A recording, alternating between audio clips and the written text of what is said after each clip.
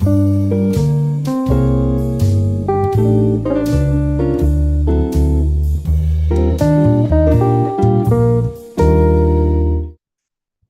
good morning to everyone, excellencies, distinguished delegates of the CIHEAM, ladies and gentlemen, colleagues in the audience. It's very much a pleasure for me to be able to welcome you and introduce myself, although I know quite a lot of you. I'm Justin Zara and I work for Environmental Defense Fund, which is a global climate organization that works with and for farmers to be able to help address the most serious threats to the planet, but also protecting their livelihoods. And today I am here wearing this hat, but for many years I had the pleasure of working here in Malta with some of the colleagues in the Maltese government, and I spent also many very lovely and productive years within the governing board of the CIHEAM. So it is really with a lot of pleasure and privilege that I am able to join you today to facilitate this workshop. And I think that it is also quite a very logical closing of a cycle for me, because the first time that I joined the governing board was when we had one of the very worst crises in the agri-food sector. This was back in 2011. And at the time, I remember that we had the FAO leading on a global level on the response. One of the questions was, what can we do at regional level to bring together the different parties who can find solutions? And what I found in 2012 was the opportunity to host a ministerial meeting in Malta, where we really brought together many of the more influential actors who were thinking about how to solve this very intricate and complex problem.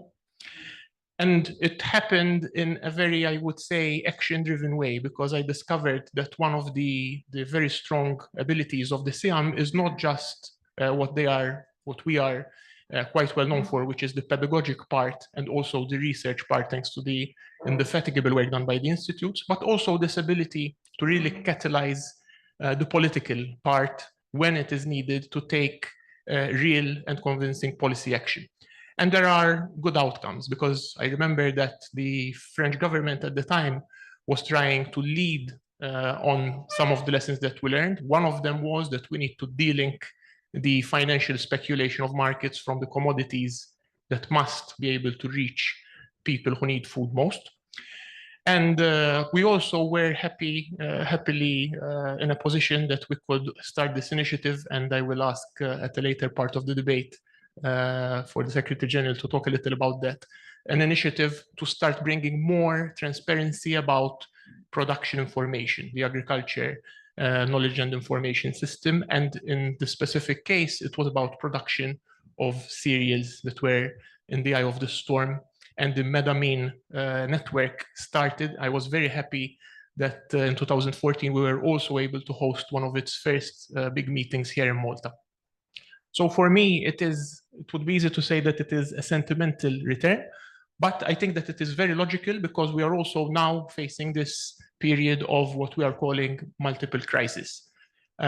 Just yesterday, my colleague who leads the agriculture, food and water work globally was moderating a panel at the United Nations on the review of the SDG 13 on climate action.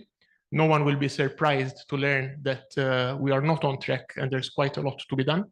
But I know that through this debate, we can really start to maybe orient those who can really make a difference, the policy decision makers, the ministers, who will also be meeting at the ministerial in Rabat, to focus on what might be the key levers and barriers.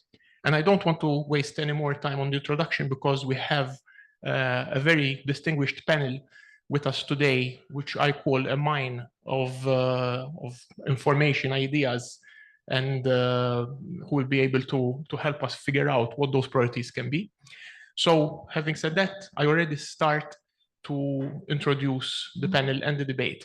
We are going to focus first on this introductory question, and I will also be asking the panelists one by one to tell us a bit about what they see the priorities in their own work and their organization's work. And just to remind everyone, the introductory question that we posed is about how interdependent food and agriculture production systems in an unprecedented sustainability and food sovereignty challenge that is seeing multiple crises, how do we manage to balance the global, regional, and local dimensions to really arrive at some strong solutions that speak not just to policy, but also to the communities that are most affected? And I start by going through the order that you see over here behind us. I introduce Dr. Maha Al-Zubi. Welcome. I have had the pleasure of already exchanging some ideas with you, Maha. You are from the International Water Management Institute. You are leading the work on fragility to resilience, the CIHEAM. You are an expert for many, many years on sustainable and resilient water. And you have been at the forefront of exploring this nexus between water, energy, and food. Tell us what, in your views, are the key levers to start answering these challenges. Thank you so much. So good morning, everyone. It's my great pleasure to be here this morning with you. And thanks for the great organizer and the kind invitation. So just a quickly, maybe a quick introduction about the International Water Management Institute. We are a research for development non-for-profit organization. So this year we are celebrating our 40th anniversary. Our HQ in Sri Lanka, we work across the Global South in 14 regional and national office across the Global South. Our regional office in Cairo serves the whole MENA region. So as a research for a development institution, we focus on water when it comes to the supply and demand side and the climate-related risk to water. So we work globally, regionally, nationally, and local with farmers at different levels. So when it comes to the linkages between the 3 or 4 governance level at the global level, we conduct global research when it comes to water-related trends like challenge, climate change, collaborating with our colleagues from CGR. We are part of the CGR on these. We use remote sensing. We use as well and utilize big data to come up with solutions, reporting and monitoring trends when it comes to the water-related things. We engage globally at different scales, like the 3 Rio conventions, the climate change, desertification, biodiversity, where we do a lot of alliances with as well the global institutions like UN agencies, FAO, and others. Regionally, we work more now at a regional level, like regional initiatives when it comes to common challenge. For example, in MENA, we just concluded a project about rewater using treated wastewater in agriculture, where we thought it's like the biggest database when it comes to wastewater use in MENA. So this project actually came up with a lot of potential, but like a highlight on like wastewater is a potential resource in MENA region if we need to move forward with food security, because most of the regional countries are suffering freshwater resources, climate change impact. So this is part of where we come and support governments. At local level, actually, we work, as I just mentioned, with farmers at that level, introducing water saving technology, enhancing water productivity, crop per drop, introducing as well water saving practices at all levels. So we balance between the different levels just to ensure like the global commitments is still relevant at the ground, because we've been living in a world where some policies policy is taken at a higher level, globally or nationally, and there is a gap when it comes to implementation or localizing the action, the gap in policy, the gap in engagement, the gap in awareness and capacity. So we try to cover all of these just to make sure like a global commitment are still relevant at local level. Thank you. Thank you very much. I think this point that you mentioned is going to come up again and again in this debate, because I have already heard it from some other panelists. But I move on now to you, dear Professor Abdelraouf Lajimi. Congratulations, of course, on being quite freshly appointed as Deputy Executive Director at the International Olive Oil Council. We're happy to be one of the first destinations that you take up on your new journey. And you represent, I think, something that is a very common heritage to all of us, which is olive and olive production, oil production. And I think that you also have at the IOC this ability where you have a very broad portfolio that spans all of the different realities and economic varieties of the sector, from the very commercial and focused consolidated part to small-scale farming. But you also bring to us a vast experience that you have from the rest of your career. And you also bring some very interesting aspects in terms of applied economics, agri-food marketing, and all of the time that you spent at the Agriculture Ministry in Tunisia. So please, can you take us through your views on this introductory question? OK, merci beaucoup. Bonjour à tous. J'aimerais bien au début remercier toute la famille du Centre international d'études économiques méditerranéennes d'avoir invité le Conseil oléicole international à prendre part à ce débat aussi important. Tout le monde, plusieurs d'entre vous me connaissent, à Bari, à Chania, à Saragosse, à l'IEM de Montpellier aussi. Donc, je suis un ancien du CIEM et c'est avec une grande fierté que je m'associe aujourd'hui avec vous pour mettre sur la table, au niveau de ce débat, des questions très, très pertinentes. En fait, je représente le Conseil oléicole international aujourd'hui. C'est une organisation intergouvernementale et c'est la seule qui s'adresse à toute question et toute affaire qui concerne l'olivier et les produits de l'olivier partout dans le monde, avec un apport au niveau de conseil, de diffusion de l'information, de standardisation et de mettre pour l'ensemble des acteurs toutes normes, tout standard et tout appui sur le plan économique, sur le plan de la promotion, sur le plan technique aussi, à même de réussir toute activité alliée à cette filière. En fait, je vais partager avec vous un peu de mon vécu, aussi bien à l'université qu'au ministère dans le monde de développement, parce que nous sommes en train de nous adresser à des questions aussi pertinentes dans le monde méditerranéen. Le fait de débattre autour de la souveraineté alimentaire, de toute question liée à la sécurité alimentaire, est en fait une question qui permet de mettre sur la table les défis communs auxquels fait face toute la région méditerranéenne.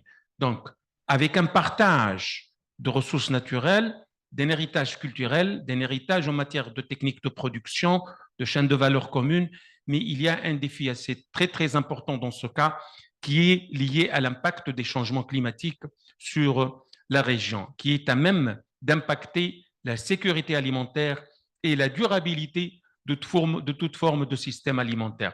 Raison pour laquelle, moi, je poserai au début de ce débat un lemme triptyque qui est celui de garantir une agriculture méditerranéenne durable dans ses dimensions économiques, sociales et environnementales, résiliente, c'est-à-dire capable de se remettre en place après tout choc climatique que nous sommes en train de traverser, mais aussi inclusive dans le sens où elle ne laisserait aucun derrière, leave no one behind, dans le sens où ces franges vulnérables qui font partie de cet espace méditerranéen puissent être intégrées au monde économique et puissent être de façon à ce qu'ils contribuent à la durabilité, à la croissance économique et à même de garantir cette sécurité alimentaire. Raison pour laquelle il y a une dimension assez importante qui est celle de la gouvernance inclusive qui est basée sur une transformation effective, durable des systèmes alimentaires. En fait, lorsque je suis parti au niveau de mon intervention en posant cette question de stress hydrique, c'est que toute la région méditerranéenne, dans son ensemble, fait face à ce stress hydrique avec une hétérogénéité en matière de disponibilité des ressources où près des 3/4 sont dans le nord et 1/4 dans le sud, mais avec le changement climatique, on partage à l'heure actuelle beaucoup de défis. C'est que les phénomènes extrêmes, aussi bien de sécheresse ou parfois d'autres phénomènes extrêmes, d'inondations ou toute autre forme, sont en train d'impacter non seulement les systèmes de production, l'appareil de production, mais à même de menacer le revenu de l'agriculteur. Et là, c'est la question qui se pose au niveau de la durabilité de l'activité agricole, qui est à même de garantir et de maintenir tout un système dont ses composantes économiques, sociales et environnementales. À l'heure actuelle, il y a cette connexion, moi je dirais entre guillemets, de modes. Le nexus eau, énergie, alimentation et environnement, mais qui a son importance au niveau du monde méditerranéen. Pourquoi? Parce qu'il en est de garantir la durabilité des écosystèmes. Et ça, c'est fondamental.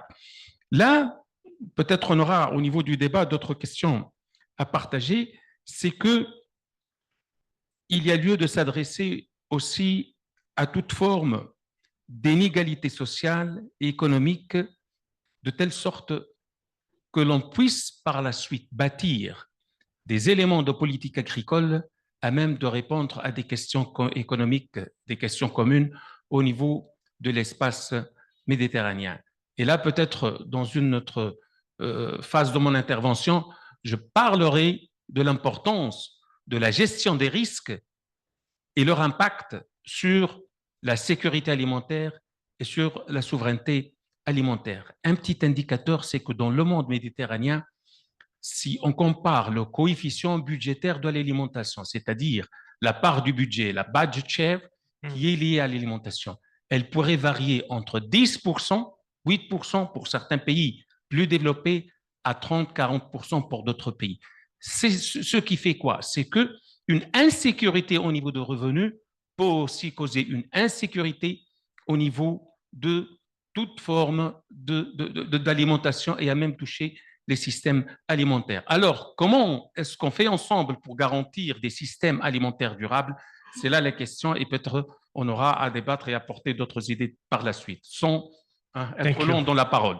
No, thank you very much, Raouf. You made me quite happy because this issue of ensuring, guaranteeing access to finance for farmers, but also providing the kind of de-risking for when they have to actually face the unforeseen consequences and carry on is one of the central pillars of work that we do at Environmental Defense Fund on a global level. But now I also turn to Maurizio Martina and I ask him to also come online.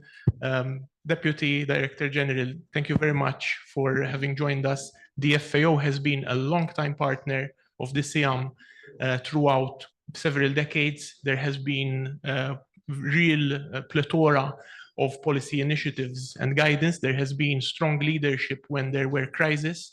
And I think that today you are very well placed with your own experiences within the FAO and also in your previous experiences in government and chairing the presidency of the European Union Council of Ministers to talk to us a bit about these challenges. I give you the floor. Thank you so much for this opportunity. It's a great pleasure. First of all, greetings to all of friends.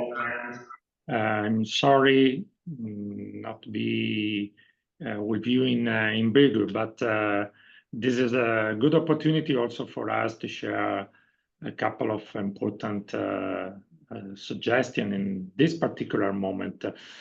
I think we all need to think globally and act locally, in particular in this historic moment.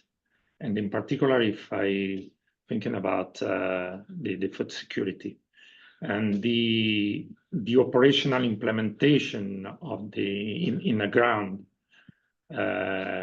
is the real challenge for everyone. We need agencies, entities who can increasingly the performance in this function of the operational bridge between global and local. And especially in this historic moment of polycrisis, without this responsibility, I think we will not be able to improve the food security situation, in particular in the Mediterranean as well. And balancing global, regional, and local dimension of agri-food challenge require adopting, of course, a systemic approach every day for every issues. And this is why FIO has been created. And we are a multilateral global organization with a mandate to support the member nations at the local and regional level. And the consequences of the multiple crises now on interconnected the food crisis, food systems affect availability, accessibility, affordability, with disparities across the countries and the region is clear. And in FIO, we recognize that the level of impact is different. And we emphasize that the response approach for transforming agri-food systems must be comprehensive and more integrated. For me, it's important to underline three topics, first of all. First, increasing resilience of agri-food systems, promoting agroclimate service, land tenure security, early warning mechanisms. These are all ways to improve resilience in a different context. Second, promoting innovation to develop and disseminate technologies that are accessible, affordable, and appropriate for small-scale and diverse farming system, first of all. And the third important topics, just to mention, advocating for policies, advocating for policy reform, and support, in particular, small older farmers' equitable access to resources for fair trade practices. This is another key component in my view. Over. Thank you very much for that very clear exposition of the topics. And I think on this very last part is a very good hook to introduce our next panelist. I think this issue of access by farmers and smallholders, who make up the majority of farmers in, I think, pretty much every country, whether in the global north or the global south, is one of the key challenges. And there is also this humanitarian challenge that is perhaps not always talked about or joined up sufficiently. So I am very happy to welcome you on the panel, Mr. James Sassidri from Save the Children International. You bring a quite unique perspective as well, because you are an expert on household economy analysis in the very many different countries that you have worked and the different governments that you have advised. And I think that you have a unique perspective on what the sustainable food systems challenge means in conjunction with access to safe and nutritious food for everyone and the most vulnerable groups. Please, can I have your take on the question? Thank you. Justina, it's a pleasure to be here and to be discussing this very important topic around food systems and sovereignty, particularly for the Mediterranean, but also with the regional and global implications. First of all, My name is James Achidri. I lead the global humanitarian effort on behalf of Save the Children International in responding particularly to humanitarian crisis. And our FSL, or Food Security and Livelihoods portfolio, is an interesting one. Those who may not be so familiar with Save the Children, this is a charity that was founded immediately after World War I by a social reformer called Eglantine Webb. And her idea was, during the League of Nations debate, to ensure that children's rights are protected, especially in conflict, and now with the multiple crises, even more justifiable. And Save the Children International is comprised of various alliances, member states that have committed to forming this alliance. There are quite a number. Among them are Save Italy, that has offered me the opportunity to be here. And then you have Save US, Save UK, Save Spain, Save the Children Netherlands, Norway, and all among others. So all these are now contributing through the Save the Children International movement. What's our mandate? We are trying to see that children's rights are protected, particularly in situations of crisis, whether it is conflict, whether it's climate or governance issues. We would like to see that in our ambitions that guide us to 2030, children are, first of all, protected, but they are also able to survive, and most importantly, they are able to learn by attaining education opportunities. So in a nutshell, that's what Save the Children does. We work in over 120 countries, although specifically for food security and livelihoods, the number of countries are slightly lower. And we address a range of sectors in the humanitarian space, from health, education, you go to disaster relief, food security and livelihoods. Under health, we work extensively on nutrition, because we like to ensure that children are protected and they grow in a very healthy manner. So briefly, that's what Save the Children is. Now, coming over to Justin's question, the current multiple challenges that we see, particularly the unprecedented levels of populations in humanitarian need, it's clear that the number of people who need assistance has outstretched the resources that are available. And a lot of this is to do with food security and livelihoods. Now, within a context of a very fragile food security, or food systems for that matter, we find it very challenging to meet these needs. If you take broadly the countries where we operate, I can state that none of these countries has the most important dimension, which is supposed to be food security, food systems and sovereignty. That dimension is lacking. You see, most of the countries that we work in are faced with what we call protracted crisis. There are quite a number of examples around the region, especially in the MENA. Countries like Syria, countries like Lebanon, countries like Yemen.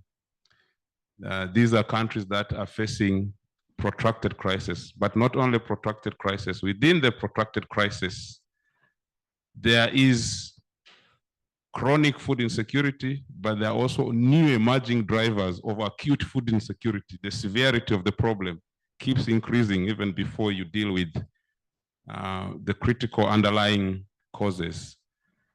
So how do we address these challenges as Save the Children? We are into what we call the economic resilience approach. The economic resilience approach picks out 3 key elements. The first important one is deeper risk analysis, so that you are able to unpack the underlying causes of the chronic food insecurity in these countries of operation. When we unpack these causes, we then go and look at what we call systems thinking through the systems within the country of operation. What is it within the systems that could help to address these problems? And then the third element is adaptive planning and programming, so that our programming is able to address the realities of what we have analyzed, including the capacities within the system that we have explored.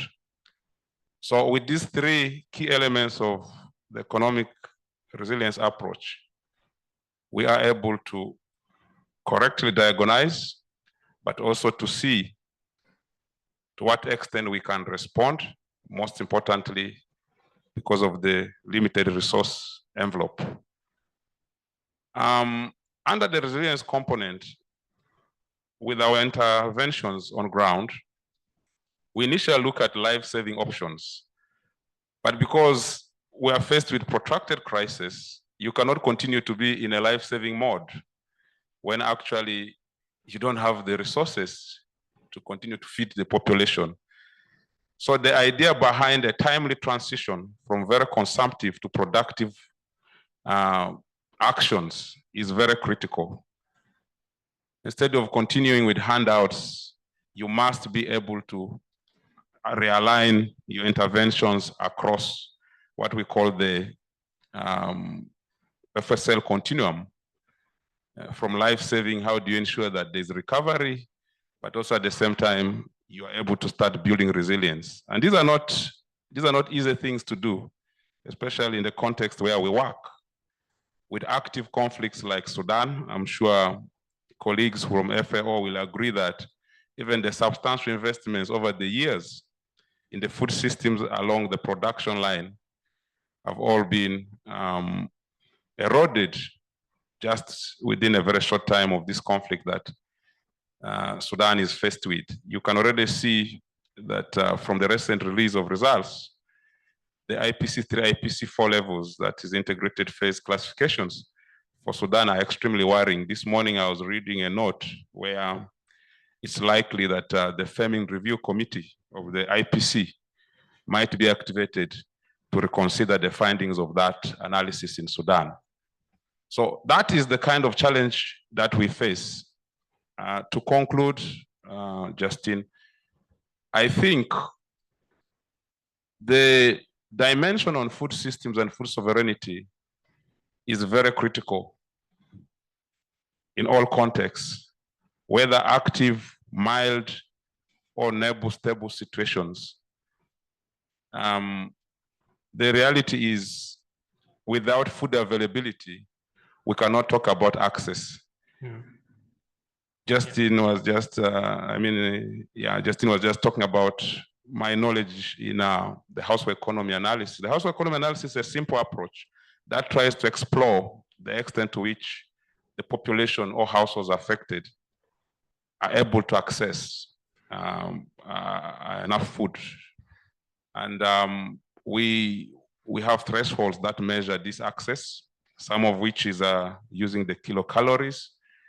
And we are also able to define what we call survival and livelihood protection thresholds by combining the amount of resources within the household and the ability to buy food for the consumption period that has been forecasted.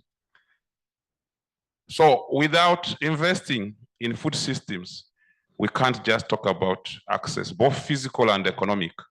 And this has been one of our greatest challenges as an organization, because we have invested more in what we'll call improving access without necessarily looking at the angle of availability from a food systems lens. And frankly, that approach is not paying off in terms of the amount of resources that we have put into cash and voucher assistance, that we have put into in-kind assistance. So the emphasis on food systems as an important dimension is critical for every nation, despite the conditions in which they are, whether active conflict, whether low developed, and so on. And how we are doing that probably we'll be able to engage if the opportunity is there. Yeah. Thank you. Thank you very much, James. I think that this is a very powerful message about building those capacities and the rural development. I will take a short, very small pause at this point because we want this to be quite interactive, and I would really like to invite our technical colleagues to help us with this next part that is coming. We have circulated, I think the Secretary General yesterday, a QR code which you can use already to start voting and give us your ideas about some of the priority topics that we are looking at through this interactive tool that we are about to be using. And what we are trying to do is really to get your views about how we should tackle in terms of some of the priorities, these subjects that we are looking at. You have the code in front of you, and I don't know whether our colleagues can give us some more guidance or instructions on that. Is it clear? Can you see the questions in front of you? I don't have a phone myself, this is why I'm asking. Yes, I think they are on the screen now. So there is this first question, which is, what is the biggest challenge that your country... Excuse me, but the code... excuse-moi. Le code n'était pas le même que celui envoyé dans le mail, je ne le trouvais plus, pardon.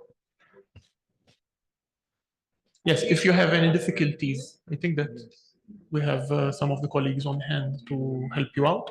This first question is about what you perceive as being the biggest challenge that your country faces in achieving food sovereignty, particularly.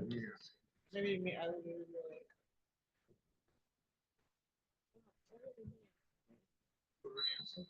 I didn't like it like that. When I go again, excusez-moi.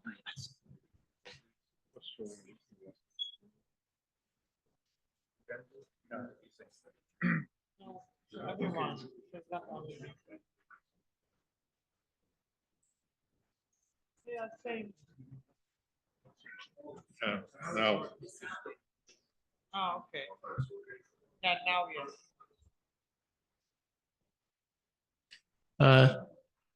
I'm not sure whether we can move to the next part. I wait a signal.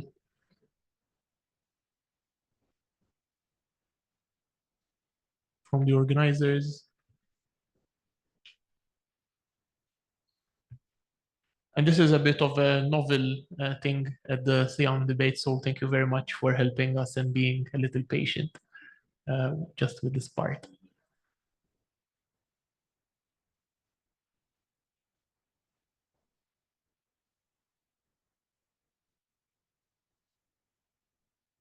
I want to say, for the benefit of our guests and panelists, that one of the main outcomes that we like to take from this governing board and this special discussion will be some recommendations for the ministers to be able to take.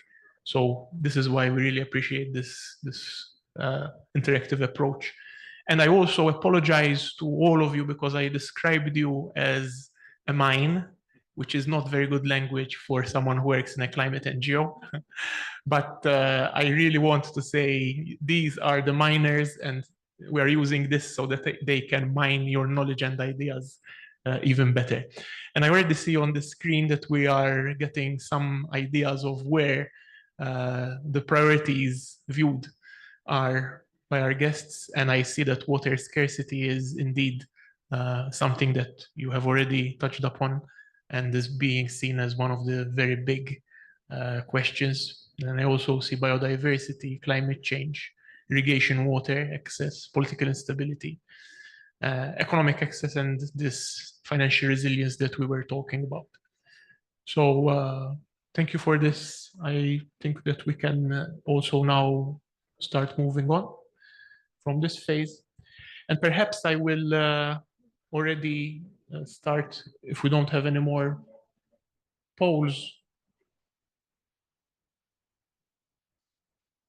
But I see that perhaps we have some people who are still voting. Yeah.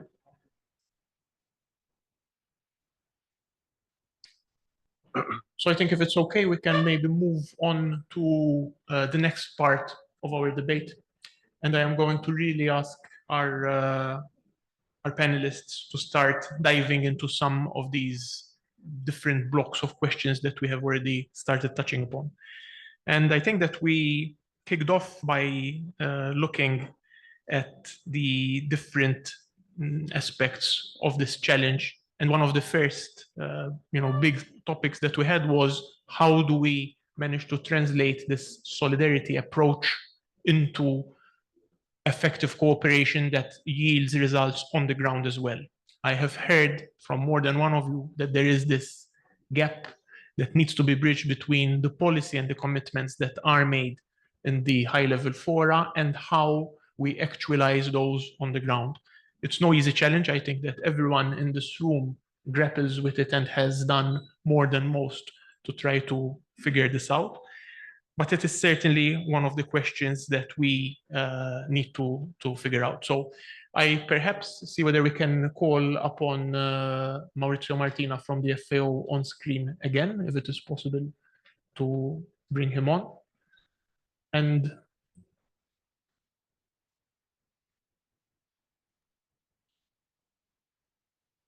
so that we can have the full panel again.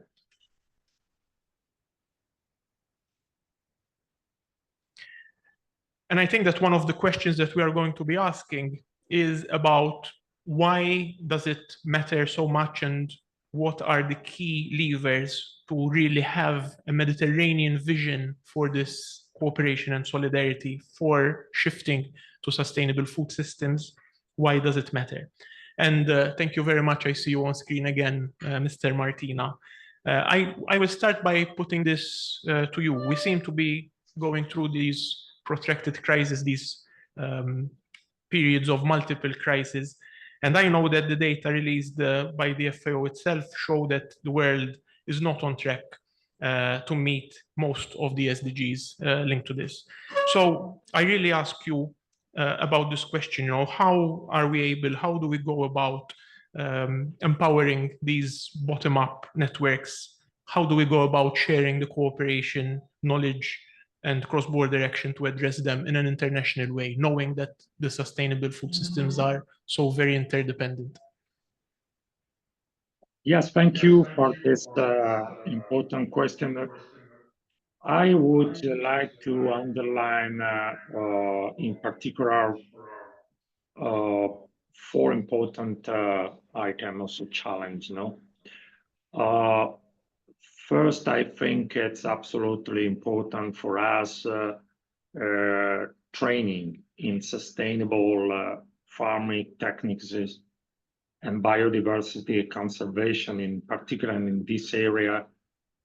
And for example, tool like FAO's Farmer Field School provide concrete training that helps farmers to adopt these practices effectively. A second important area, in my view, is you mentioned finance. Without finance tool, it's impossible. Try to reorganize the agri-food system in the field. Less than 3% of climate finance goes to agriculture currently. Only 1.7% reach these small farmers. It's impossible with this level of the finance for climate finance for agri-food system transformation, in particular regarding the small farmers. Finance financing these capacities require that innovative mechanism, such as at a different level, no, such as green bonds, such as climate fund, but also the new way for the public-private partnership with the aim of supporting the investment, in particular regarding the small-scale farmers. It's essential.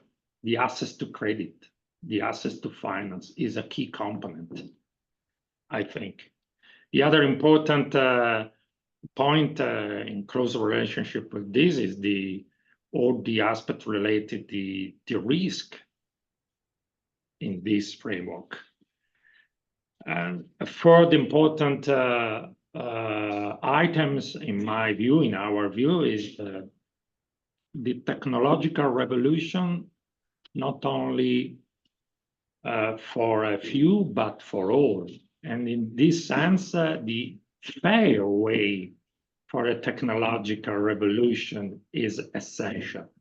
Without this framework for all, also the digital revolution can be a problem, can be a challenge, in particular in the agri-food system, can be exacerbate the difference between the strong subjects and the weak subjects. And this is a big concern. And the last point I would like to mention is that in particular in the Mediterranean area, I think it's important to try to organize or reorganize an idea of a new dimension of the multifunctional businesses for the small-scale farmers in the field. These multifunctional businesses is a key component, in my view, of the future of the small-scale farmers. I came from Italy. I know very well this type of specialty, no, in Italy, in terms of agritourism, in terms of Hispanic ecosystem-related services, in terms of other important key component, also for the income of these small-scale farmers. I think there is a specificity also in the Mediterranean area for this type of exercise.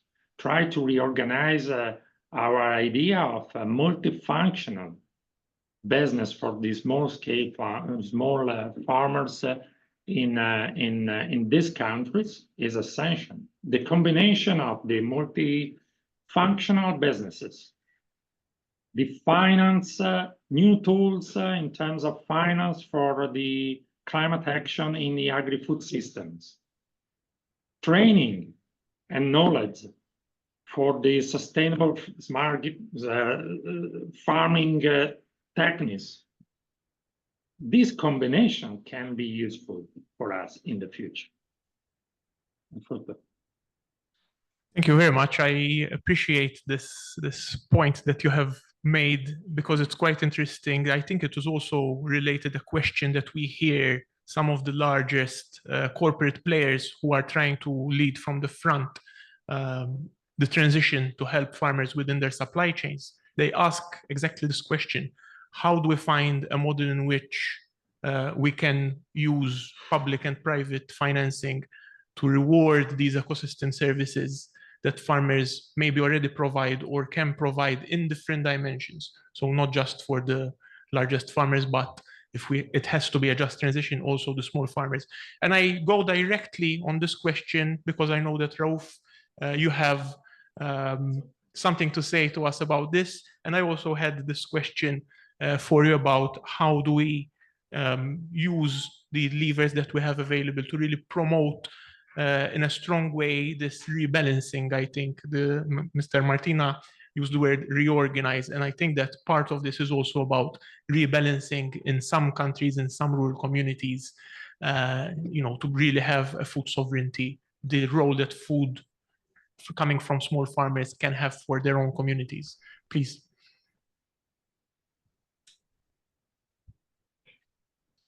Do we have? Oh, yes. OK.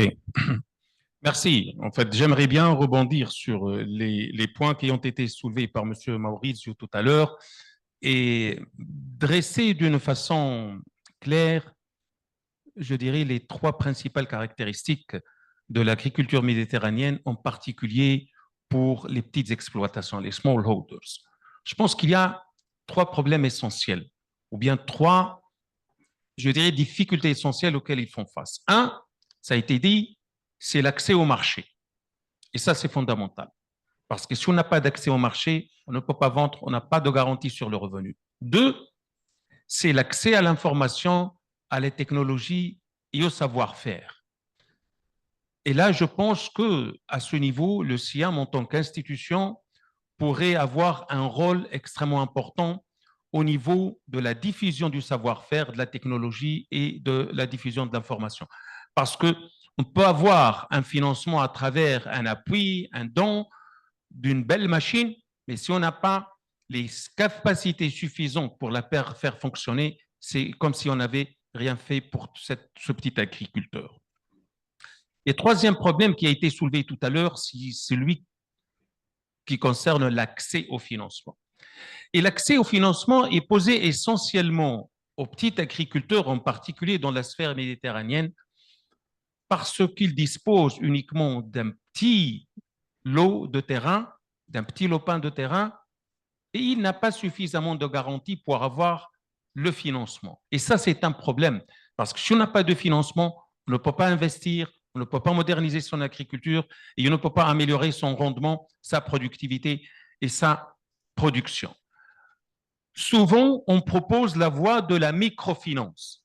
Mais celle-ci ne serait pas suffisante s'il n'y a pas d'accompagnement. Parce qu'imaginons un petit agriculteur qui acquiert une vache laitière, mais s'il n'a pas suffisamment de connaissances pour bien gérer cette production, pour l'assurer, pour la gérer, s'il a perdu tout son capital. Alors, un élément essentiel, c'est celui de l'accompagnement de cette frange vulnérable d'agriculteurs.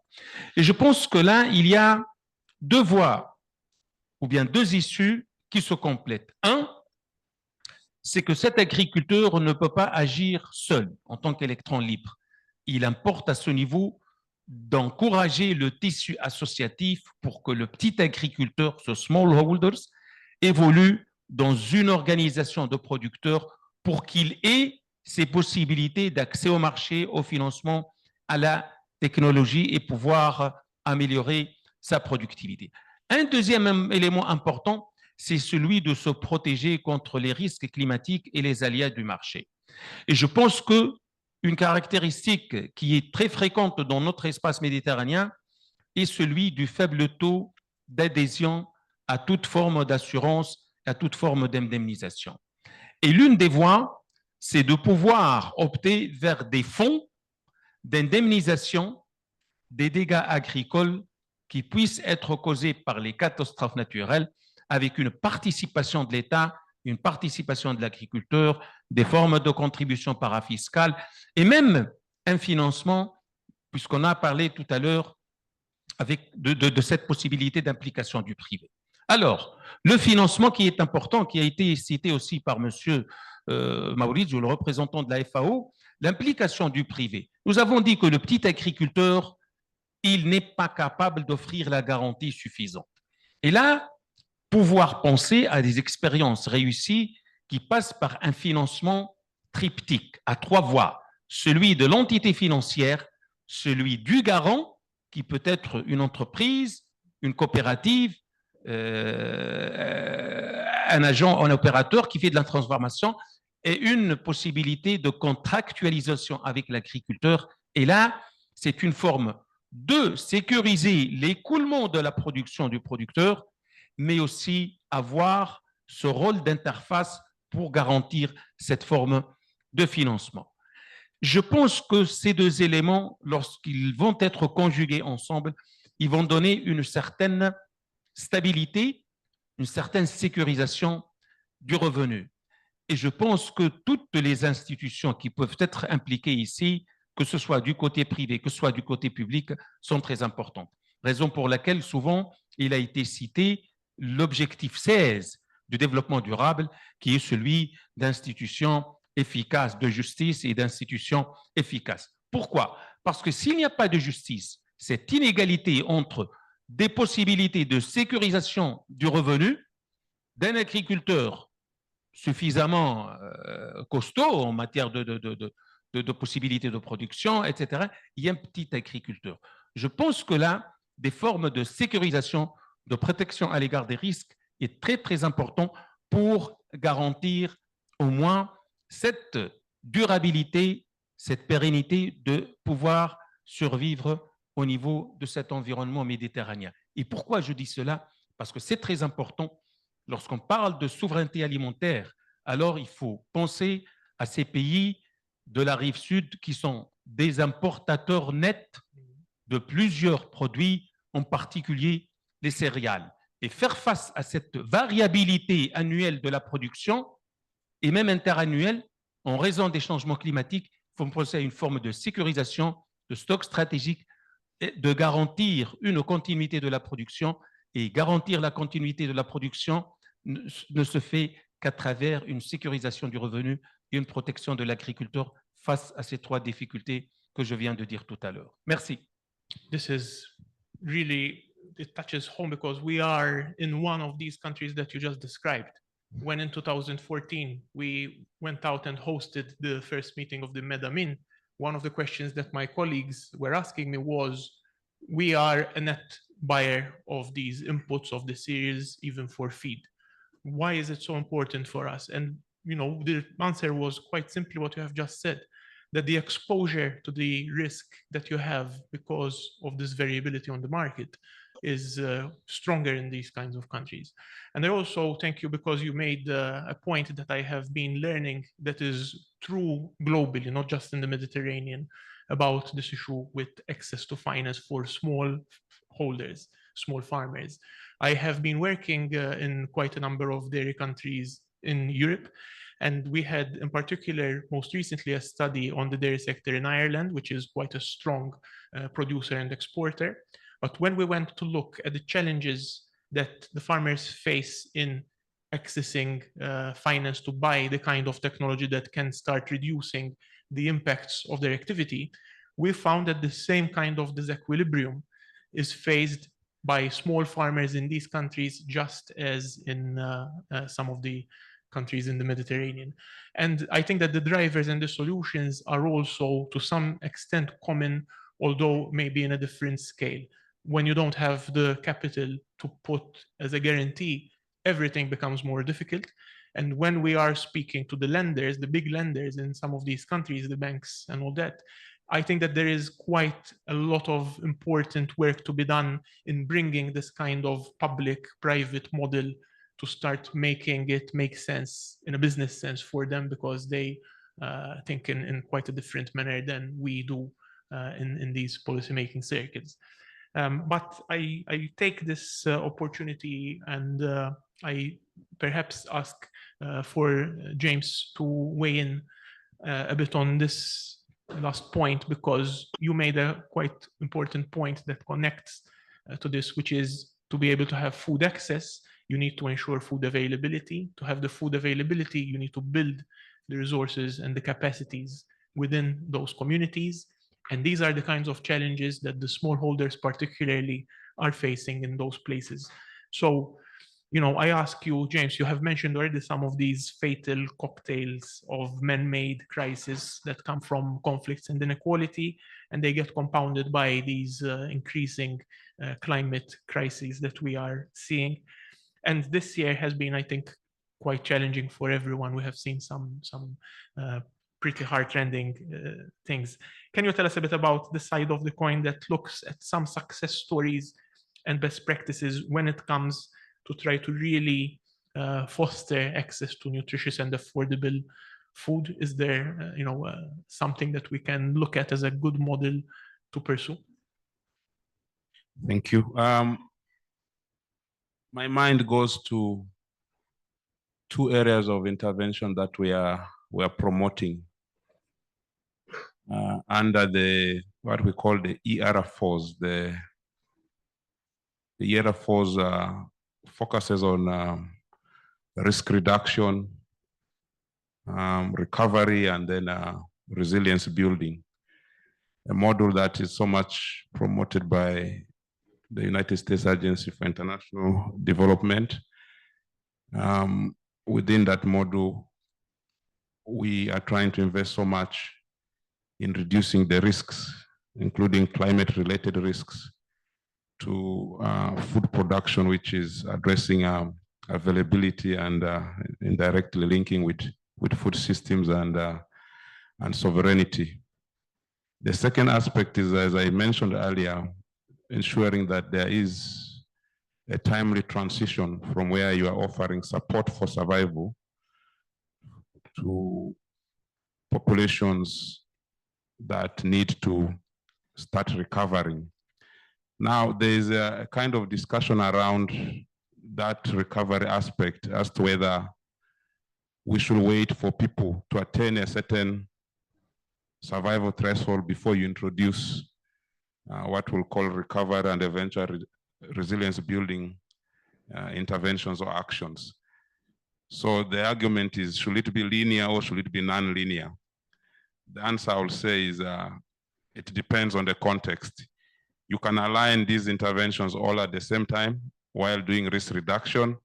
You're also implementing recovery and you are implementing resilience sort of interventions, because there's no community that is homogeneous. They are very heterogeneous in the sense that they have different capabilities. So all these interventions can go on at the same time. And that's partly what we are doing in a couple of countries. Specific examples I can give you include Somalia. We have had that in Mozambique after the cyclones there. We are currently rolling that out in Sri Lanka. Within the Middle East, specifically, we are not doing that at the moment, but there is a strategic review of what needs to be done in the region, because most of the countries are now asking for transition, active transition from consumption to more productive activities, and that is very positive in supporting food systems and probably eventually sovereignty. The second model, just in that we are promoting, is the graduation model, especially for the very poor, vulnerable households. We are trying to look at clear thresholds along which you can be able to graduate populations or households that you have targeted with assistance. The idea is, instead of stagnating into consumption, there must be a realistic way of taking these households out of the current state by building their capabilities. And that graduation model takes a little bit longer and requires more stable environments than some of the humanitarian crisis contexts that we work in. So the graduation model is being implemented also in a couple of countries, including my own country, Uganda, and other countries as well as Somalia, where we have seen protracted crisis for quite a very long time. I just wanted to bring out one or two more points for emphasis from my colleague's submission, especially in line with agricultural credit finance, which seems to be an idea that is now being also included in what is termed the financial inclusion. How do we include more of these small scale farmers into the, my own president at home calls it the money economy. He says there are quite a number of people who are not in the money economy. So how do we bring these people into the money economy?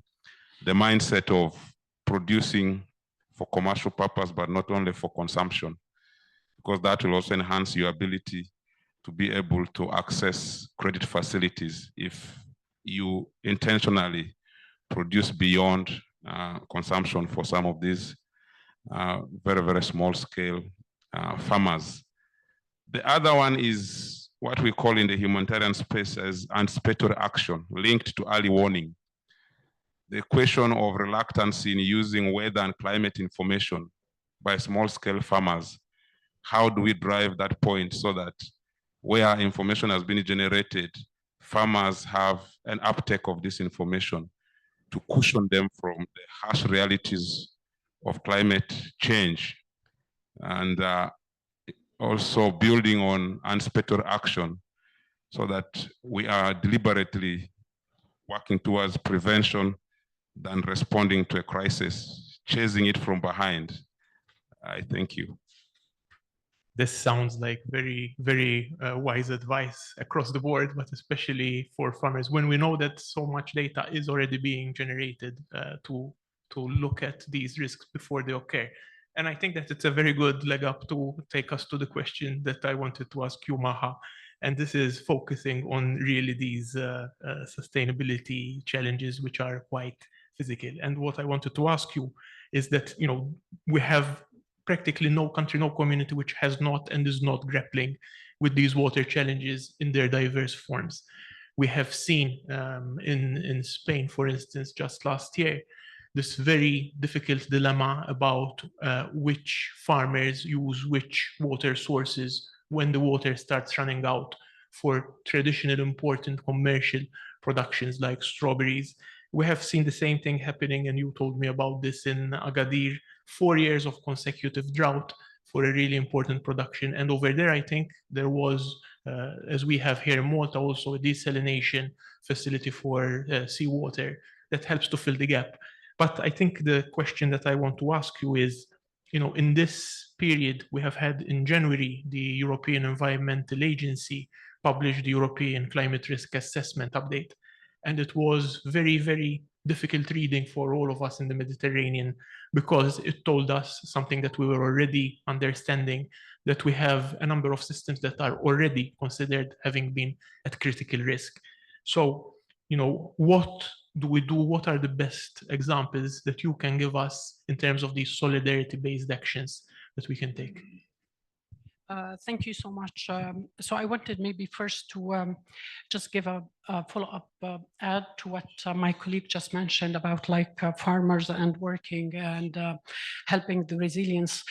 So most of the discussion being like about farmers in normal condition, let's say. However, we are now working in a fragile context where like our way of thinking, designing, even responding to challenge, it should be different.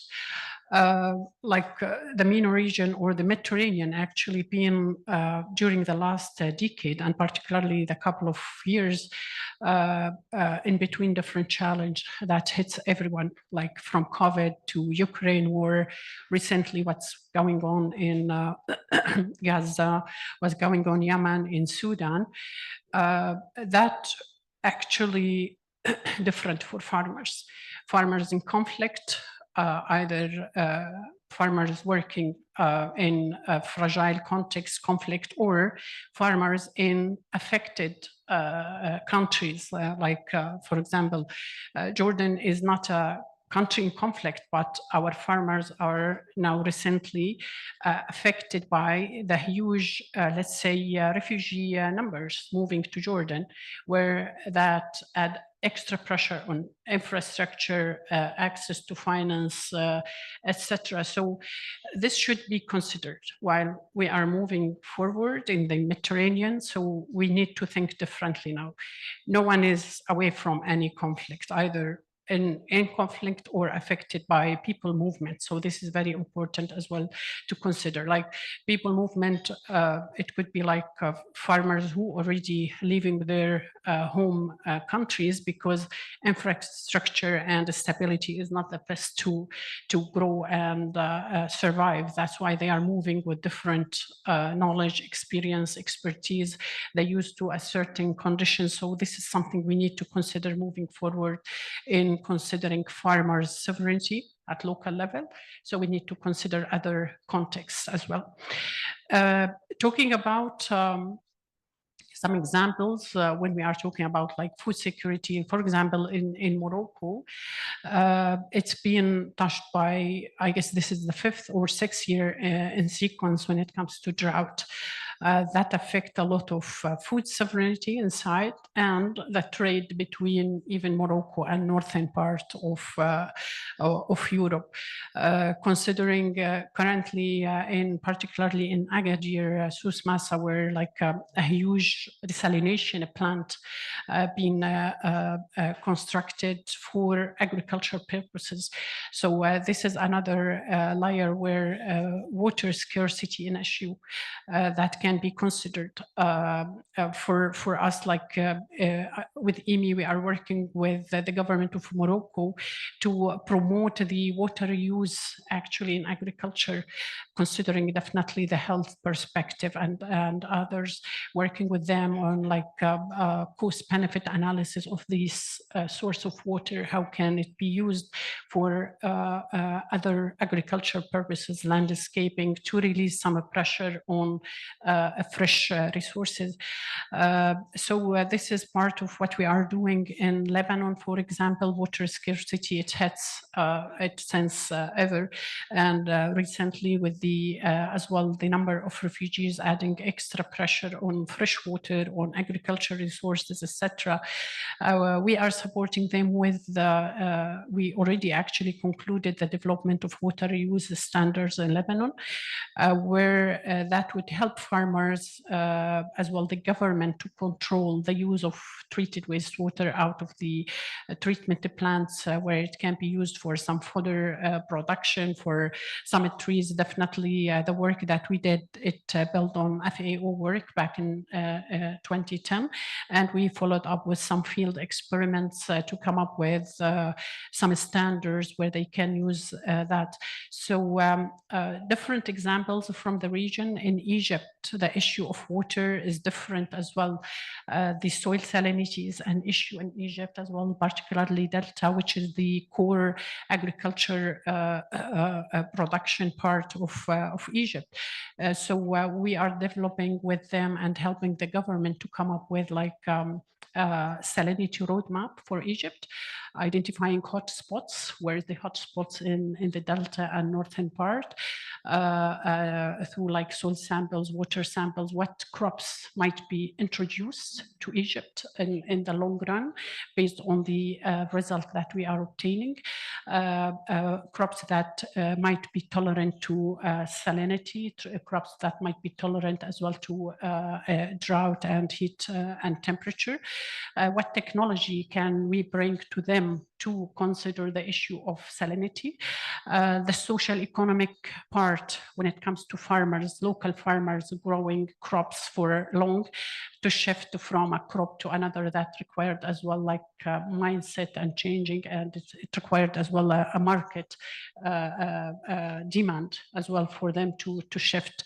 So different examples that reflect different, let's say, contexts. So when we design a project, we consider the local context.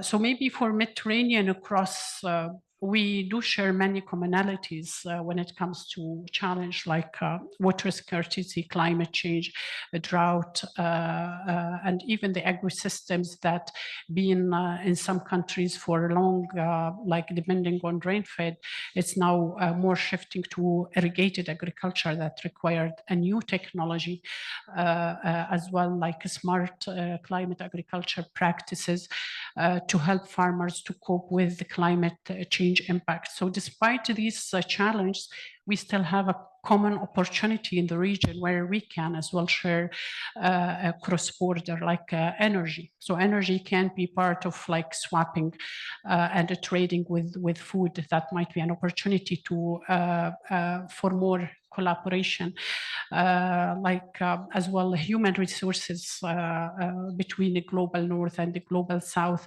It's an opportunity as well for collaboration. The dynamics between like illegal migration, that can't be sometimes stopped if it's been managed in a more collaborative way.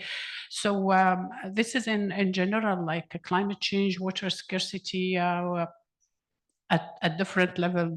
Water equality is an issue as well when it comes to the MENA region. So you can't see him, but I saw Maurizio Martina behind you nodding on a couple of those points. So mindful of the time, I will ask him whether he can intervene briefly on this issue of water scarcity as well. And then I will propose to also then give the floor to the Secretary General for a couple of minutes so that he can tell us a bit about what kind of initiatives the CIHEAM has put in place to bring this bottoms-up solidarity approach. And then I will also try to open the floor for a couple of questions. Maurizio, can you share some thoughts about this, please? Oh, it's absolutely important. All the aspects mentioned by my colleagues, in particular regarding the water scarcity, water management. We are working a lot in all the countries, if I may, in the Mediterranean area for this particular big challenge in terms of public tools, but also in terms of knowledge and private tools. We have a lot of projects from Tunisia to Egypt, from Albania to Lebanon on this. Again, I think also in this matter, it's important to recognize that we have an interlink combination of the key factors. Because speaking about the access, fair access to finance, or to credit, this is a key component in the water management, and not only big issues in terms of debate. It's a concrete action when we try to organize a good way in the water management, for example. But this is another key component in close relationship with the fair access to innovation, use of data. We are working a lot in particular regarding the use of data in the combination of the water management, because without this type of combination, it's impossible to try to organize another level of the water management, in particular in some specific countries. And the other important, in my view, the other important key component, my colleagues before mentioned an important key aspect in particular, again, now. I think for us, and also for the governments, for the public sector in all the countries, it's important to try to offer also new organizational tools for the small farmers. We need to reorganize also the tools for the organizational matters, in particular for the small farmers, because there is a clear weak in this. And I think also for these matters, it's important try to think about new modality of organizational tools in this, the association, the consortium, the cooperative. I think next year UN will celebrate the role of the cooperative. Okay, try to organize a new modality, new tools, a new framework with the aim of improving this type of approach in the agri-food system transformation in the field. Try also to think about new tools in this big challenge.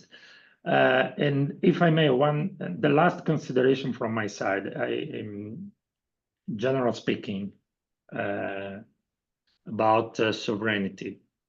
For me, it's important to underline that working on the food sovereignty of the community does not mean isolating that community from the rest of the world. For me, this is a precondition, because without this comprehension, in particular now, in this historic moment, in the poly-crisis moment, it's impossible to try to improve the sovereignty of the community. For me, this is an important point. And yes, we are working with the collaboration of the members, member states. We have dozens and dozens projects in the Mediterranean area. And we are proud of this.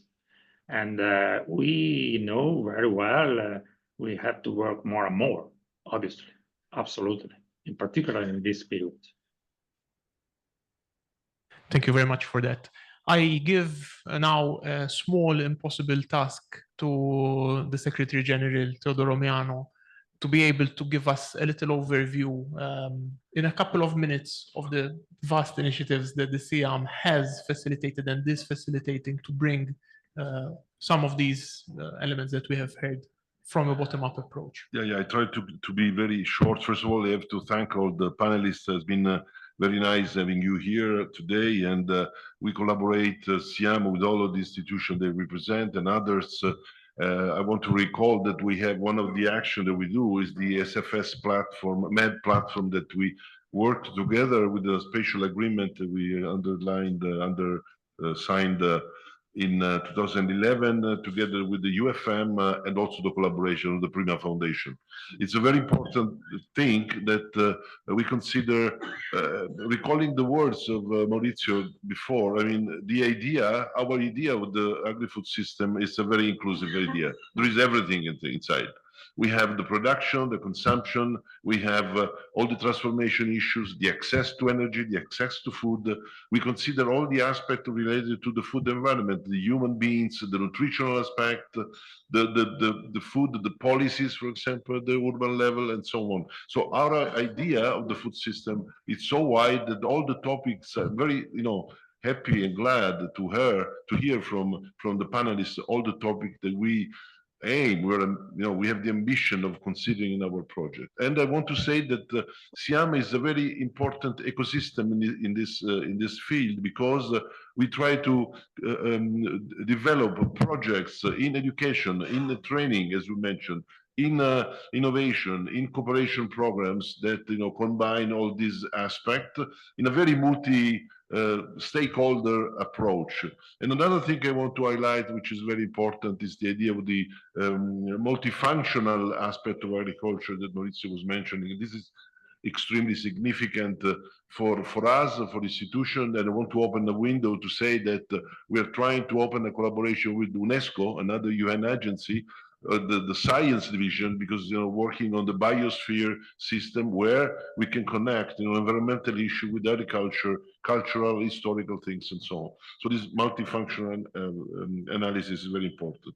And beside the platform, which is one of our main action, I want to mention also the topic related to innovation. For us, innovation is extremely significant, not only because it means new technological tools, to be developed in agriculture, in the transformational products, in the conservation, distribution, and so on. But innovation for us means also very much the approach to training, the approach to education, the digitalization, the aspect of having an agri-food system which is more connected with digital tools like GIS and remote sensing, for example, for plant protection and everything, but also the innovation related to the branding of products, to the sustainability of the short change, and a very strong effort towards the local communities to really reinforce the production in terms of identity, territorial identity. And in this case, for us, and this is, was the real objective of this meeting, was the idea of the regional solidarity, because, really going, interpreting solidarity as the capacity of, being independent on some production, on some crops, cropping systems, and so on, it's really a poor idea. So, I mean, we need to really combine to have a regional vision of the system and have, countries and organizations working in this field. So very briefly, this is the approach of CIHEAM. We have so many other projects that are going on, and I want to mention that we are really present in many of the countries with projects that combine everything: education, training, innovation, research, and of course, cooperation programs. Thanks. Sorry for. To really thank you. I want to really thank you for meeting the challenge of brevity with such a large, and I know personally the work that the Secretariat and They all contributed of the very well to institutes this do picture. in bringing these projects together. And saying that, I promised that there would also be this mining Q&A session. So I would like to invite Madam President, and I would like to really thank you for the invitation to set this up. And I give you the floor to give us some of your considerations after you have heard some of what we have been talking about in this special debate before we open the debate. Thank you very much, Justin. I really appreciate this special debate. It's a very good idea, actually, and I would like to thank also the Secretary General for thinking of it and putting it together and bringing together also these various different international organizations that are bringing their output and their views to a very important theme of food sovereignty, which is such a big political concept rather than food security, which we're usually hearing. I want to, in addition to all the various topics that you discussed about the importance of access to finance, access to markets, access to information and digital transformations, which are all very relevant, important topics and challenges which we are facing in all of the countries of the Mediterranean. One point which was not mentioned, and I'd like to bring it to attention, which is also a very important point for CIHEAM and a strong power tool that we have, is the fact that currently the average age of the farmers in Europe, but as well as in the Mediterranean region, is roughly around 52 years old. We have to bring out tools and find ways to bring more young people to work in the farms, to be able to enjoy, find pleasure, find joy in working in agriculture. And there CIHEAM can totally do an amazing job, because we already do. We are surrounded in all our institutes by young people who are delivering at scale great innovation and amazing transformations. So my invitation, and what I'd like to add to this debate, is the fact that we need to find more ways to be more attractive for the young people in order to really address this major concern, which is the aging population of our farmers across our countries. I'm very happy that this special debate will, and also want to inform you that this special debate is serving us very well for the ministerial we are planning to have in Morocco. So most of the comments and the narrative and the information and challenges that we shared here are going to be part of the declaration that will be signed by the ministers taking part in the ministerial. So we are taking it very seriously, and we thank you and appreciate your contribution very much. Thank you, Justin. I hope I also, just like Teddy, kept to my time allowed. I thank you and applaud you in the same way that I did. And I also thank you for bringing such an important point also to the table. And I will tell you, in the last panel that I had in Brussels, and this was about how we find the tools to bring more of the corporate world to help within a whole agri-food chain approach for the farmers to make this transition. I had the Secretary General of the Young Farmer Association of Europe, and when they were asked about what the priority needs to be, the first thing that they mentioned was what you said, to have the opportunity to farm in a way that gives pride and joy, and that also continues to give some measure of work-life balance, because that often gets forgotten when we see these crises really exacerbate the kind of extra efforts that they need to do. So thank you for bringing that. And I think that we have, with the forbearance of the organizers, some time now for opening the floor. And I already see that there is a question. I don't know whether you want to pose it to one of the panelists or to make a comment, but please go ahead. Thank you very much indeed for this very interesting debate, very insightful views from all the panelists. We have learned a lot, and more than a question, I want to bring a couple of insights that are coming. I'm Jesus Antonio, coming from the OECD, from some of the work that we do in these areas. I think is relevant to this discussion, and that can also be relevant for the further work that be done in this context. And as you know, just last week, the OECD and FAO, the colleagues from Mauricio, published this OECD FAO outlook, and there is quite interesting insights from these outlooks that it's interesting for this global debate on food security, but also specific on the region. As you know, in the next 10 years, according to this outlook, there will be an increase in calorie intake by 7% in the low-income countries, in middle-income countries, and 4% in low-income countries. That's small, and of course, that's not enough in order to achieve the Sustainable Development Goals. So it's very important that the topic is extremely topical. There are other things in the report that I mentioned yesterday, particularly issues related with the role of food loss, which I think are interesting in this debate. But let me think two main areas in which I think the OECD can have most inputs on this discussion. The first thing, it has already been mentioned, is the importance of well-functioning markets. Mauricio was saying how we cannot isolate. Isolation is not the solution. It is, and trade is part of the solution of the problem. Of course, it have to be rightly, but according to the outlook, there is going to be in the future, in 10 years, 20% of the calories consumed will be coming from trade, and therefore it's fundamental to keep this trade open. In the Mediterranean area, most of the countries are net importer of important staples, and that's crucial to keep these doors open. And there will be an increase in the value of net food imports in the North African countries and North Near East countries. So this is important. A big question for the group is how and particularly for the region, is the extent to which this cooperation at trade level can be also achieved in the region, which probably is missing. Second item I want to bring, and also was brought by some of the speakers, the importance of having an important policy package in place that have to be really thinking about the real nature and diagnosis of the type of the problems.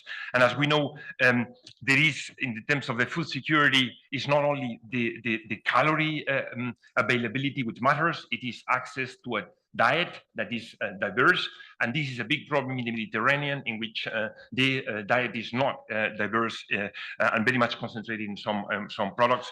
This is very much related to income and to poverty issues, and because very often in order to have healthy diets, you need to have appropriate income, as has been mentioned before. And the expectations of growth, of economic growth in the area is only 1.3% in the next few years. So this is going to be challenged, and it's calling us for a policy package which is broader according to this food systems approach. We have mentioned several things here, and it's very relevant for the CMM, all issues related with innovation. So rather than focusing on the traditional agricultural policies, thinking about policies that really increase innovation and think about how we can solve this trade-off between productivity and sustainability. Finally, because I know your colleague, I should finish on this. It's important to have very that includes other type of policies beyond agriculture, includes social policies. James mentioned the idea of the importance of having this economic resilience approach and targeted assistance. This is fundamental, social policies, but also other kinds of policies like education, health. Sorry for taking so much time. I know this is outlined very well in the OECD report in November to have very targeted policy approaches for the future in several regions, including Europe. So thank you for that. But I pass the floor to the honorable delegate from Lebanon. I just ask everyone to keep the interventions quite short, please. So Yes, thank you very much, Justin, and also for the panelists. I have just one point that I would like to also take the opinion of the panelists on the how do you see really the connection and how we can work more to improve the synergies between food sovereignty and food security. Because this is really knowing the situation, knowing the conflict and all the points that you have tackled upon. And we know that food security, food sovereignty is really, especially when we're talking about small producers and vulnerable people and at rural level, it's more about the control of the food producers on their production from the seed to the markets to the policies across all the chains, across all the food system. So food security, as we know, is really, I mean, if you're talking about food availability, because you talked about it also, Mr. James, and I really appreciate the dimension that you brought as vis-a-vis the crisis and where the focus should be. But we're talking about food availability, but we're not talking about the source of the food. I mean, what kind of food we want these people to access to? And this is really quite challenging, especially when we see the big producers and the processors all over the world and the unhealthy food and all this. So I think would like to really listen from you on that without me delving more on this. But thank you very much for responding to this. Thank you. James, can I ask you if you're up to answering that in 45 seconds, 1 minute? It's a big ask. All right, thank you. Maybe I'll quickly start with the President's submission that within Save the Children, we do have this program on what we call adolescent life skills transition for success. It's a program to prepare the youth so that they're able to manage that process of transiting from childhood into adulthood in a very responsible way and begin to pick interest into productive activities. It may not necessarily be only on agriculture, but there might be a range of livelihood options, including agriculture. And that's an ongoing program in a number of our countries of operation, which is also becoming quite useful in preparing young people, particularly for agricultural related activities. And then that question is quite interesting about the issue of dietary needs when we are responding to crisis or when we're trying to talk about food sovereignty and food security. How do we clearly look at the issues of dietary intake? Part of this is driven by, I'll be frank with you, part of it is driven by, one, the resource envelope, two, the donor conditions, because you don't have a lot of leverage in affording the kind of diet that population requires. We would like to, as much as possible in our work, encourage what we call also cultural preference for food. You don't want to be imposing diets that are not preferred by a particular population that you are responding to. And that's why the idea of cash and voucher assistance was brought in to try and empower these populations to make choices on what type of food they would like to buy. Yeah. But you can clearly see that looking at it from a sovereignty angle will be a much better option, because then you're empowering people to produce what they can consume and what they're able to sell than dictating upon them based on what's available in the market. Yeah. The limitation with the CVA modality is, despite putting the cash at their disposal, the choices will still be made upon what is available in the market. So that's where there is a bit of a challenge. And it's partly why we're asking us to go the direction of food systems and sovereignty. Thank you very much, James. That's a pretty good, clear answer on a tricky question, I think. I have two more questions from the directors from Montpellier and Zaragoza, and 5 minutes to wrap up. So please go ahead, Thierry. Okay. Oui, moi je voulais intervenir sur justement le concept de souveraineté et son articulation avec la sécurité. Il me semble qu'il y a une dimension politique dans le concept, dans la notion de souveraineté qui est beaucoup plus forte que dans le concept de sécurité. Et la souveraineté, c'est plutôt un attribut des États. Et on voit à quel point d'ailleurs, aujourd'hui, en particulier en Europe, les partis dits souverains connaissent un intérêt plus important. Et du coup, poser la question de la souveraineté alimentaire à une échelle régionale, ça pose la question de la capacité des États à mutualiser leur politique pour atteindre de manière fédérée ou de manière collective cette souveraineté, ce qui ne va pas de soi, et j'allais dire presque ne va pas de soi dans le contexte actuel, encore moins que par le passé. On a pu avoir en Europe, peut-être au début de la politique agricole commune, on ne parlait pas forcément de souveraineté, mais une politique qui donnait les moyens à l'Europe de faire ses propres choix en termes de commerce. Ce n'était pas un renoncement au commerce, mais c'était la capacité à choisir les flux commerciaux qui nous intéressaient. Aujourd'hui, est-ce qu'on a encore cette capacité-là? C'est pas évident. Et ça pose, deuxième sujet, la question de l'articulation des échelles. On parle en fait de souveraineté ou de sécurité à des échelles, ou de système alimentaire à des échelles qui sont effectivement variables. Quelle politique publique concevoir pour que, précisément comme on l'a dit, à un niveau local, on puisse s'alimenter de manière souveraine, c'est-à-dire en faisant ses propres choix et en respectant des diètes qui soient équilibrées, et comment les politiques publiques à des niveaux supra peuvent garantir effectivement la possibilité pour ces systèmes alimentaires locaux d'exister sans être ruinés ou concurrencés par des logiques qui se développent à d'autres niveaux. Et ça, je pense que c'est un des gros challenges pour la conception des politiques publiques au niveau des États et au niveau régional. Merci. Thank you for the question. And I will have one last question from Raoul as well, but I really want to say, I think it's a perfectly posed question. And I think that one of the reflections that the OECD has been making about European policy is how do we maybe start shifting towards what the income support needs on the ground for these different realities are, and is there a better way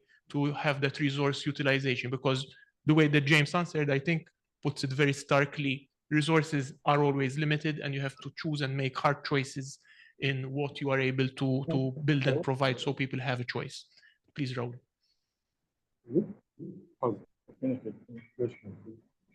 Thank you very much. My question is similar.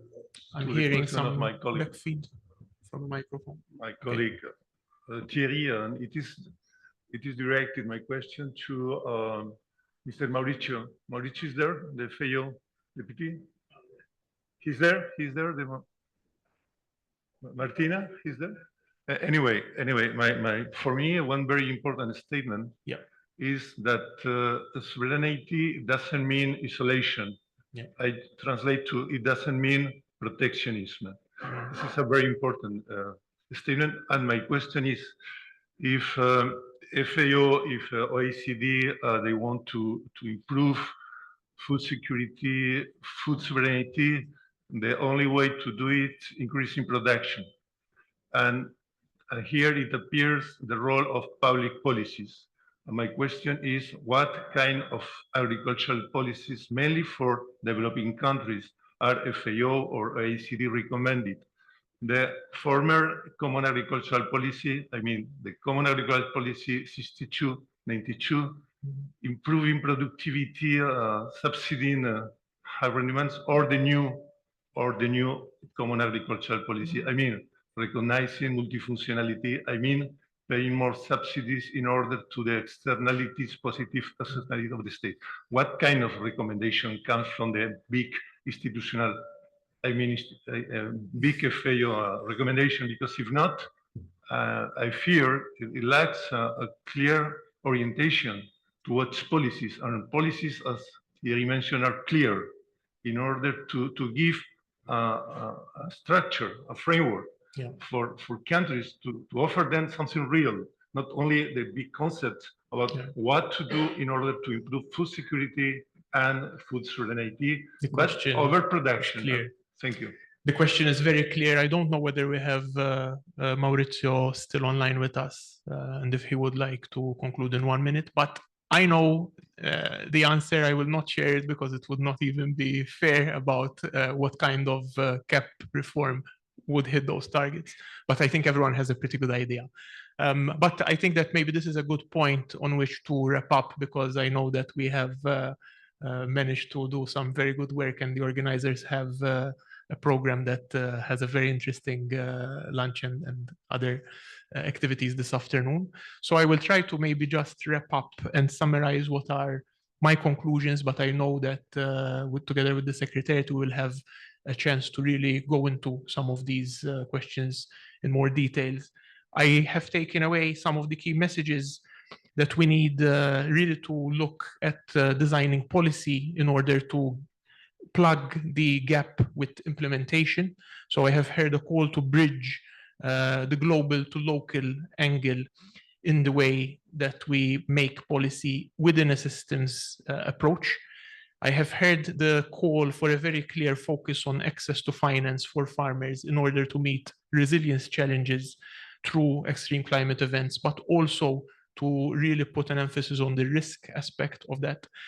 I have heard a call for innovation to be a key driver, but not for a few farmers, really to put tech and agricultural agronomic know-how at the service of all farmers so that we can ensure a just transition, that no one is left behind. I have heard the need for capacities to be really improved across the board to make these quite easily accessible and democratized.